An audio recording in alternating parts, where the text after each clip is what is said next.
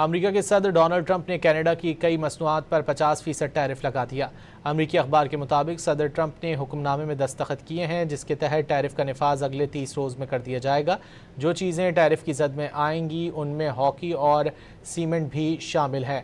صدر ٹرمپ کا دعویٰ ہے کہ کینیڈا نے امریکی آٹوموبائل اور ڈیری مصنوعات کے ساتھ امتیازی رویہ اپنایا ہوا ہے۔ کینیڈین وزیر اعظم مارک کارنی نے صدر ٹرمپ کے اقدام کو یک طرفہ قرار دیا ہے اور کہا ہے کہ کینیڈا آزاد اور شفاف تجارت پر یقین رکھتا ہے۔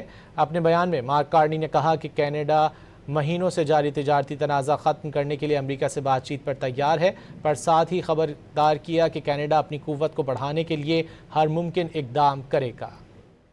امریکہ کے صدر ڈونلڈ ٹرمپ نے کینیڈا کی کئی مصنوعات پر 50% ٹیرف لگا دیا۔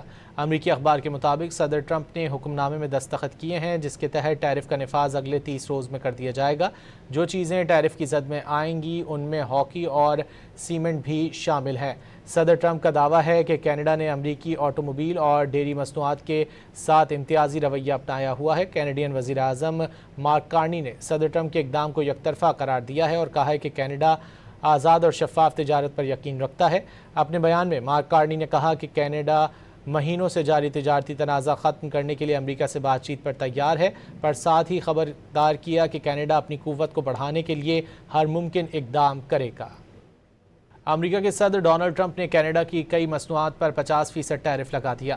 امریکی اخبار کے مطابق صدر ٹرمپ نے حکم نامے میں دستخط کیے ہیں جس کے تحت ٹیرف کا نفاذ اگلے 30 روز میں کر دیا جائے گا۔ جو چیزیں ٹیرف کی زد میں آئیں گی ان میں ہاکی اور سیمنٹ بھی شامل ہے۔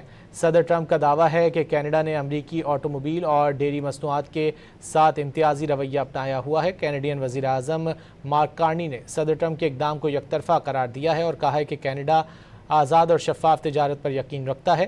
اپنے بیان میں مارک کارنی نے کہا کہ کینیڈا مہینوں سے جاری تجارتی تنازع ختم کرنے کے لیے امریکہ سے بات چیت پر تیار ہے، پر ساتھ ہی خبردار کیا کہ کینیڈا اپنی قوت کو بڑھانے کے لیے ہر ممکن اقدام کرے گا۔